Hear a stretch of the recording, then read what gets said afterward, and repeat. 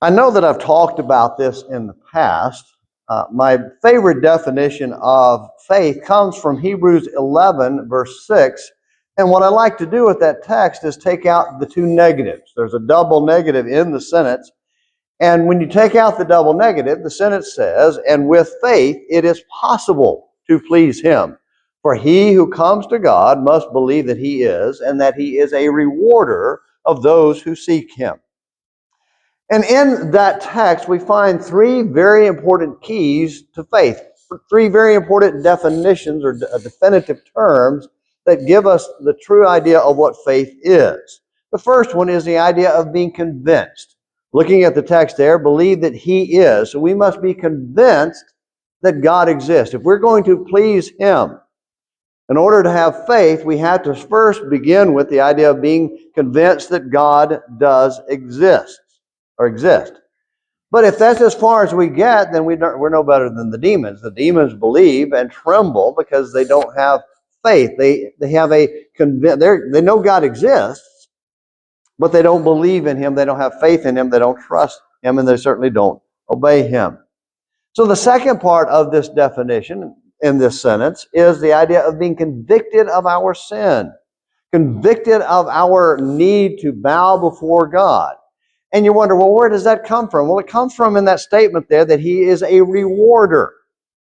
When you talk about the idea of reward, it's the idea of payment for work well done, or its opposite, punishment for failure to do it right. And so this tells us or reminds us that we need to understand that God exists and that he is a rewarder or punisher of those who would follow him. If we're going to believe in him, he's going to reward us for our faith, or he is going to punish us for our lack of faith. So both of these, being convinced and convicted, are an important part of faith. But there's a third part. There's a third level that we need to take it to, and that is the idea of being compliant. We have to be compliant with God's will. Notice again what the sentence says. A rewarder of those who seek him. And contained within this idea of the word seek is the idea of diligent desire and intensive pursuit. It's not the idea of, well, I'd like to find God and I'll look for God. It's the idea of I have to have God. It's the idea of you've lost your keys, your car keys, and you're looking for your car keys because you have to be somewhere 10 minutes ago. You're trying to get to Lexington because a grandchild's being born, and you've got to get there now because of all of the things involved in that, and you have to find those car keys. You don't wander around, I wonder where they are. You are moving stuff. You're looking for your keys. And this is the idea here that he's talking about as far as our seeking God. We are moving heaven and earth to find him and to comply with his will. Seeking God has to be infinitely or exponentially more intense, even than searching for keys in that kind of situation, because it is the ultimate issue of life. Standing before God, having faith in God, is the ultimate issue in life. And if we drop any one of those three, we don't have faith. And we become like King Saul that we've been talking about for the past couple of weeks, and now we're finishing up tonight with King Saul as we look at his status as a paragon of faith's hall of shame because of the shame of unbelief. He did not believe in God. He believed that God existed. We'll give him that, and I think it's clear that he did, but he had no real conviction of his own sin, and he was not going to be compliant with God's will. And so tonight what we're going to do is we're going to look at the last stage of Saul's life, what we're going to call a descent into madness. Saul is really just plunging off a cliff into insanity, irrationality. His faith never seems to rise above being convinced that God exists. He never seemed to be convinced of his personal sin. Even when confronted by Samuel in chapter 13 and in chapter 15, he just never seemed to get it that he did anything wrong. He was the king after all, so he was in charge, so his will was all that mattered. And it especially we saw at the end of class or sermon last Sunday night, when we looked at how he assaulted God's spokesman.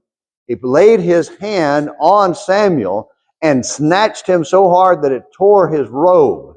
And that's when Samuel said, just like you tore my robe, your kingdom will be torn away from you. And Saul occasionally would be going in the same direction God went. His interests would be aligned with God's interests.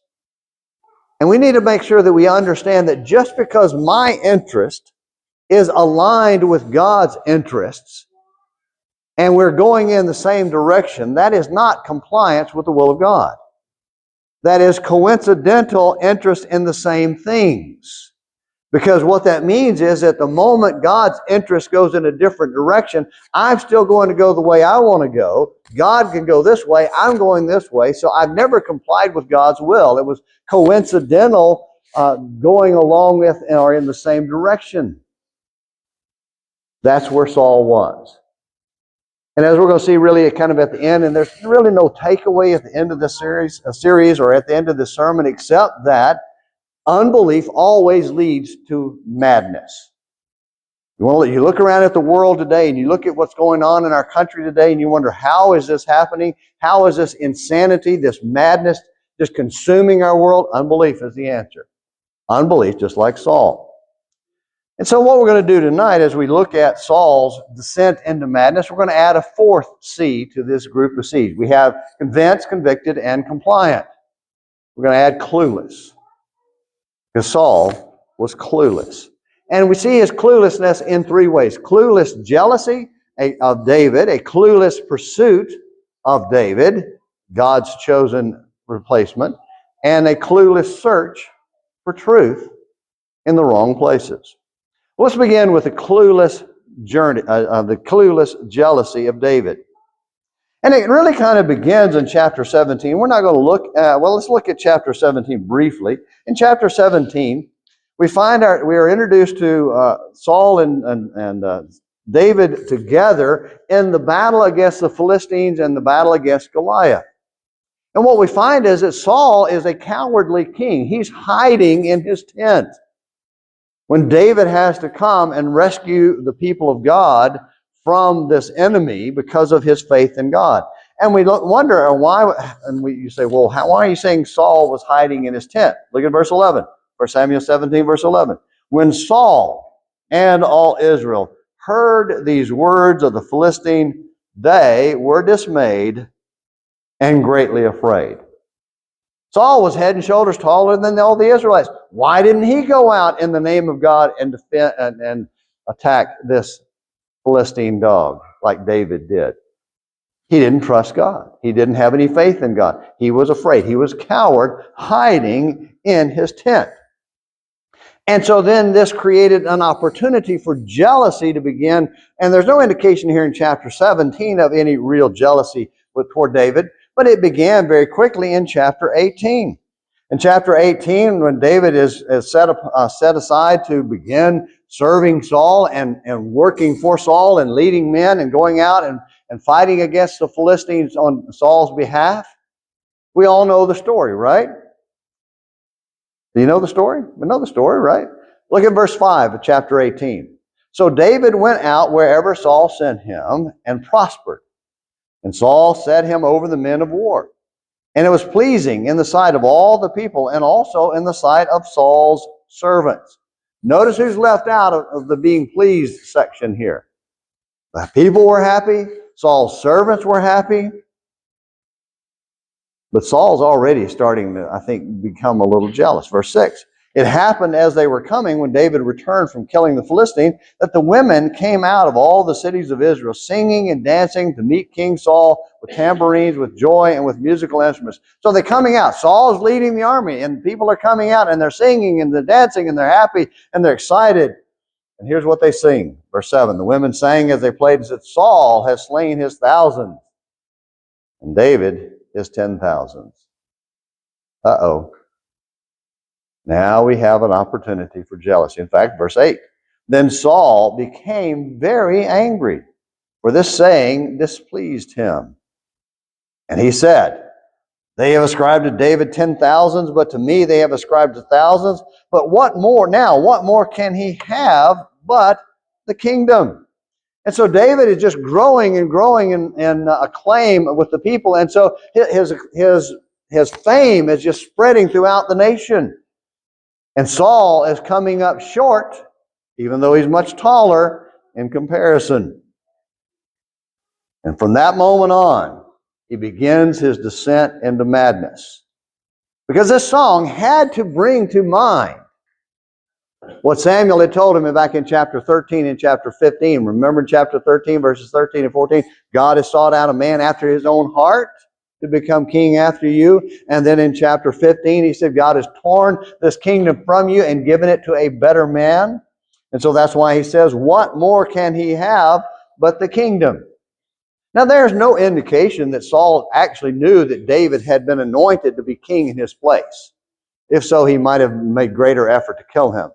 But he's thinking that this is the man that Samuel was talking about, even if it had not been revealed to him at the time. And notice verse 9. Saul looked at David with suspicion from that day on. So he was sitting there thinking that this guy's out to get me. He is, in his mind, David is out to get Saul. And as we see, as we work our way through this, we see over and over again that David never is out to get Saul. David was a supporter of Saul. He would have served Saul until Saul's natural death and then stepped in as king, except Saul would not have that. Saul was not willing to do it that way. And so he began his descent into madness. And it was a rapid descent. Notice chapter 9, in verse 10 of chapter 18. The very next day, now it came about on the next day that an evil spirit from God came mightily upon Saul, and he raved in the midst of the house while David was playing the harp with his hand as usual. And so this goes back to chapter 16, where David had been brought as a musician to sing for Saul. And so he was singing for Saul and trying to keep Saul's mind at peace because of his frustration with his and his disobedience to God. Verse 11, Saul hurled the spear. A spear was in Saul's hand. Saul hurled the spear, for he thought, I will pin David to the wall. But David escaped from his presence twice. Think about this. He tried to kill him, and David got out and away. And then he came back, thinking that Saul's just lost his mind. And in a sense he had, but he did it twice. He tried to kill him twice.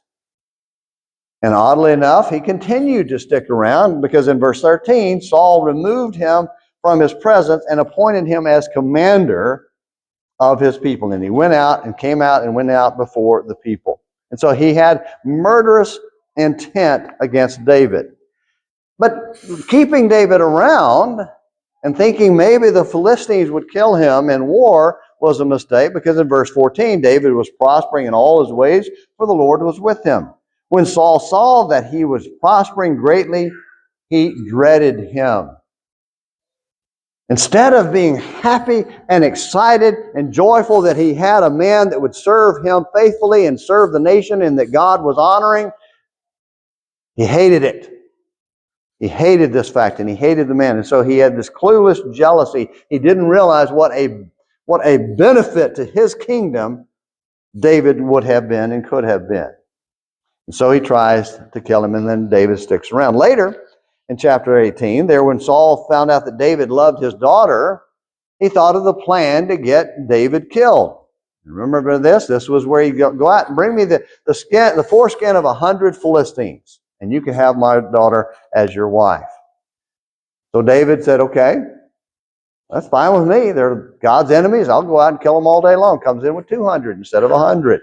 He counts them in, and he's given that Micah as his wife, Saul's daughter. But no matter what Saul tried, it didn't work. Go down to chapter 18, verses 28 through 30. We're there in chapter 18, verses 28 through 30. When Saul saw and knew that the Lord was with David, and that Michal, David's daughter, loved him, or Saul's daughter, loved him, then Saul was even more afraid of David. Thus Saul was David's enemy continually. Then the commanders of the Philistines went out to battle, and it happened as often as they went out that David behaved himself more wisely than all the servants of Saul, so his name was highly esteemed. So Saul is just clueless here. He has no idea of what to do or how to deal with David, except because of his disbelief in God, his unfaithfulness with God, he had to do something drastic about it. He saw him as a threat when David was never a threat. He was convinced that God is, but Saul was never convicted of his sin and never compliant with God's will. And so we get to the next thing, the clueless pursuit, because Saul issued a standing order. Saul had tried to kill him. Saul tried to get the enemies to kill him. And so finally now in chapter 19, verse 1, Saul told Jonathan, his son, and all his servants to put David to death. So now we got a standing order. Kill David. And this leads to a clueless pursuit. Until now, David had been able to hang out and be with the people of Israel and around the army and around Saul even, and around Jonathan. But now David has to spend a decade or more actually fleeing for his life, hiding from Saul, because Saul now is going to pursue him and have his soldiers pursue him at every possible opportunity to try to put him to death. And it was a foolish, clueless pursuit. God was prospering David, and Saul foolishly thought that he could kill this man that God was favoring and honoring. When we think about it, kind of as a side point, when we think that we can get away with sin and that God won't notice and God won't care when we don't do his will, are we any less foolish than Saul? I don't think so. And so then beginning in chapter 20, or actually there in chapter 19 and going down through chapter 28, you have this constant back and forth between Saul, what I call the seesaw spirit of Saul. Saul chases David for a while, and then Philistines rise up and he has to step away from that, or he chases him for a while, and all of a sudden David has him in a position where he could have killed Saul but refused to do that, and Saul relents and accepts the fact that he had messed up and admits that he had messed up and steps back. And then a little while later, he comes back. Remember last time we talked about climbing out on that limb just before it crashes to the ground? Saul keeps climbing back out on that limb to crash down to the ground and pursuing David. Instead of focusing on his primary duty, being king of God's people, the nation of Israel, his focus was on chasing one person and trying to kill one person. The one person who would have made his reign a success. Instead of serving God and protecting the nation, he pursued David. And at first, it's interesting there in chapter 19 that Jonathan, his son, is able to talk him down. Verse 4 of 1 Samuel 19, then Jonathan spoke well of David to Saul his father and said to him, do not let the king sin against his servant David, since he has not sinned against you, and since his deeds have been very beneficial to you. So think, Dad, David hadn't done anything to you, and everything David does is good for you. Verse 5, for he took his life in his hand and struck the Philistine, and the Lord brought about a great deliverance for all Israel. You saw it and rejoiced. Why then will you sin against innocent blood by putting David to death without a cause? And Saul listened. His seesaw, he just up, back and forth. It says, Saul listened to the voice of Jonathan, and Saul vowed, as the Lord lives, he shall not be put to death. Now, how long did that last? Not very long. Later on, he tried to kill him again. In verse 10, Saul tried to pin David to the wall with a spear, but he slipped away out of Saul's presence so that he stuck the spear into the wall, and David fled and escaped that night. Now, how many of us are going to hang around a guy who's always trying to throw spears at us? Whether they're literal, physical ones, or verbal ones.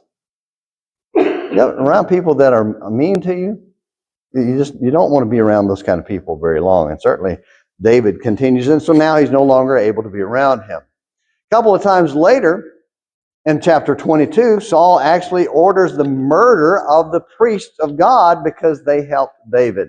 And just a cowardly explosion of violence and hatred that is just unbelievably callous and so sinful. But then later, Saul catches David or has him almost trapped. And in chapter 24, in verses 17 through 22, in one of those occasions, Saul is in a cave, and David cuts off a piece of his cloth and then lets him go.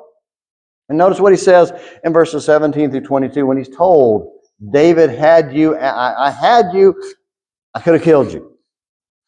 Verse 17, he said to David, you are more righteous than I, for you have dealt well with me, while I have dealt wickedly with you. So a moment of clarity and sanity. You have declared today that you have done good to me, that the Lord delivered me into your hand, and yet you did not kill me. For if a man finds his enemy, will he let him go away safely? May the Lord therefore reward you with good in return for what you have done to me this day. Another side issue is this kind of is the pattern that God tries to show for us, that you treat your enemies with love instead of hatred. Verse 20, now behold, I know that you will surely be king and that the kingdom of Israel will be established in your hands. So whether he ever was told David was anointed by Samuel to replace you, he knows that's who's going to replace him by now, that it's going to be David. Verse 21, so now swear to me by the Lord that you will not cut off my descendants after me and that you will not destroy my name from my father's household. David swore to Saul. Saul went to his home, but David and his men went up to the stronghold. So they kept apart, and they had a little bit of peace, but it didn't last very long. In chapter 26, he starts chasing him again. In chapter 26, and again, David spares his life when he could have killed him. Notice in verse 21 of 1 Samuel 26. Then Saul said, I have sinned. You see a pattern here over and over again. He claims that he knows he's sinned. But then he comes right back to doing it again. Return, my son David, for I will not harm you again, because my life was precious in your sight this day. Behold, I have played the fool and have committed a serious error. The only thing it seemed like he really regretted is that he failed and got embarrassed and ashamed of what he had tried to do and the fact that he had not succeeded. Verse 25, then Saul said to David, blessed are you, my son David. You will both accomplish much and surely prevail. So David went on his way, and Saul returned to his place. But as the text continues, David still had to hide from Saul. Actually had to go in amongst the Philistines. And this leads up to the last thing that we want to talk about, is that his madness keeps going so deep and so much further into the ground that now we see him in a clueless search when he talks to the witch of Endor in chapter 28. In chapter 28, he actually talks to a witch who then brings up Samuel to talk to him. And it's a very strange account because Saul had actually, in one instance, had actually done what God wanted him to do. Now, whether it was because he was trying to please God out of obedience, or just simply having feeling like that, well, this is convenient. Again, that concurrent or coincidental compliance that was not real heart compliance. Verse 3. Now Samuel was dead, and all Israel had lamented him and buried him in Ramah, his own city.